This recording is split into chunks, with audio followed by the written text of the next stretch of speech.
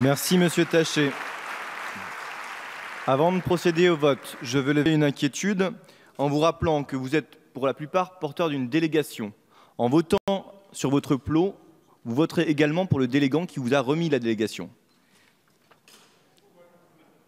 Je vais donc mettre aux voix le projet de loi. Je demande à chacun des collègues de regagner sa place.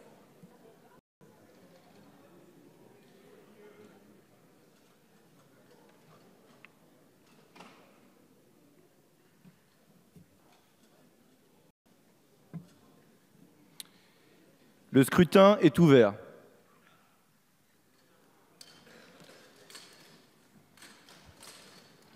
Le scrutin est clos. Voici le résultat du scrutin. Le nombre de votants est de 324. Le nombre de suffrages exprimés est de 320. La majorité est de 161. On votait pour le projet de loi, 270. On votait contre le projet de loi, 50. Le projet de loi requiert donc la majorité absolue des suffrages exprimés. L'Assemblée nationale a adopté. Monsieur Mélenchon, pour le groupe La France Insoumise. C'est un moment grave et important que nous vivons et je veux en marquer la solennité en exprimant depuis la tribune de notre Assemblée. Je dis aux braves gens qui nous attendent, qui nous entendent à cette heure, qu'un événement se produit sous leurs yeux, dans la douceur de l'été, sans peut-être qu'on s'en rende vraiment compte. L'ordre social républicain va être renversé.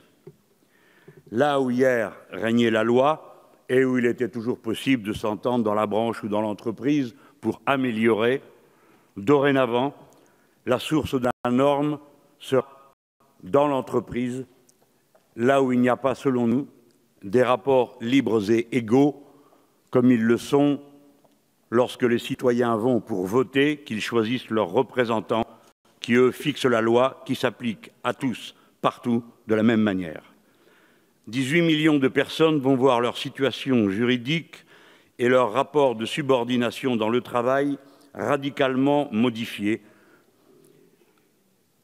Les institutions du personnel seront moins fortes et dans le contrat de l'avenir, seule une des deux parties est liée.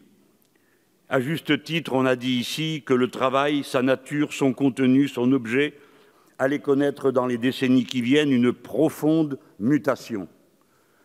C'est à nous d'empêcher qu'elle se règle à la sauvage, et quand je dis sauvage, je ne parle pas des rapports personnels.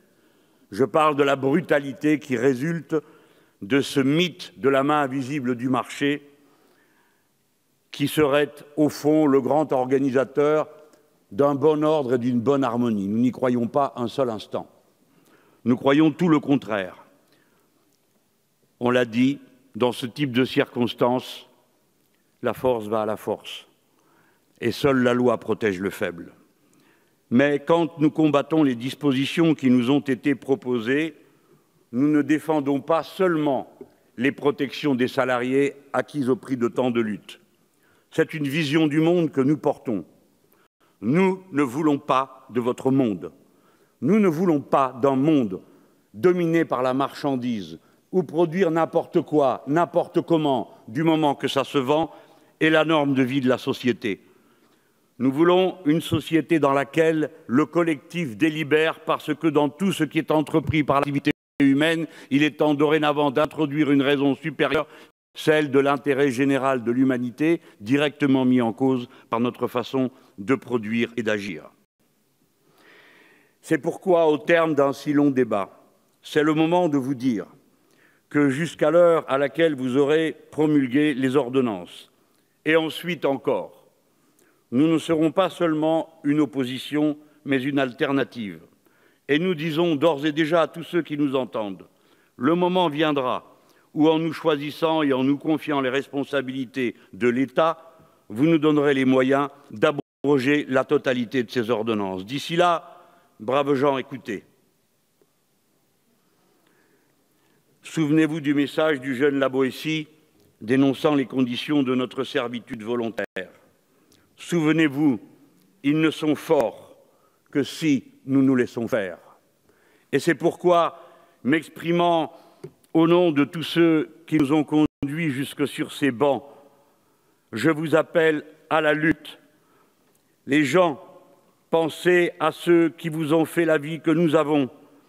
Soyez à la hauteur et l'honneur de ceux qui vous ont acquis au fil des luttes, de 100 ans de lutte et même plus, les protections qui vous étaient acquises jusqu'à cette heure. Braves gens, ne le supportez pas. Organisez-vous, révoltez-vous, faites en sorte que ce gouvernement, saisi par la force de votre mobilisation, hésite et pour finir, recule. Merci, monsieur.